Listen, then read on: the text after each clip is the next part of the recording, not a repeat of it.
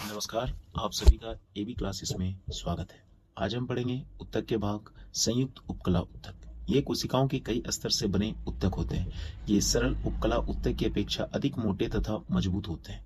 अस्तरित होने के कारण इन ऊतकों में कम स्रावन तथा अवशोषण होता है। ये दो प्रकार के होते हैं, अस्तरित संयुक्त उपकला ऊतक और परिवर्तित संयुक्त उपकला ऊतक। अस्तरित संयुक्त उपकला ऊतक ये उपकला के कई सारे परतों से मिलकर बने होते हैं। इनके सबसे आंतरिक परत स्तंभाकार अथवा आयताकार कोशिकाओं से मिलकर बने होते हैं। इनकी ऊपरी परत कार्य के अनुसार विभिन्न कोशिकाओं से मिलकर बनी होती है। अस्तरित सल्क त्वचा, ग्रासटाल, मलाशय, योनि की दीवार पर पाए जाते हैं। अस्तरित घनाकार श्वेत ग्रंथियां तथा दुग्ध ग्रंथियां पर पाए जाते हैं। अस्तरित स्तंभाकार ट्रेकिया, कंठ, लार ग्रंथियां में पाए जाते हैं। अस्तरित पक्षाभी कैलोपियन नलिका, मस्तिष्क तथा मेरुरज्जु में पाए जाते हैं।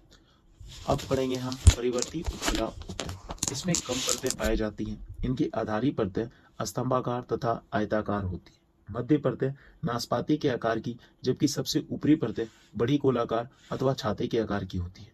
इनका स्थान वृषण, मूत्रनाल, मूत्राशय, मूत्रवाहिनी में होता है, इसलिए इन्हें यूरेथिलियम भी कहा जाता है। इनका कार्य मूत्र के उत्सर्जन में सहायक होता है। अब हम पढ़ेंगे संयोजी ऊतक। ये जटिल जीवों के शरीर में सबसे अधिक पाया जाने वाला ऊतक है। यह शरीर के विभिन्न अंगों को आपस में जोड़ती है। ये विभिन्न पदार्थों के परिवहन में सहायक होती है।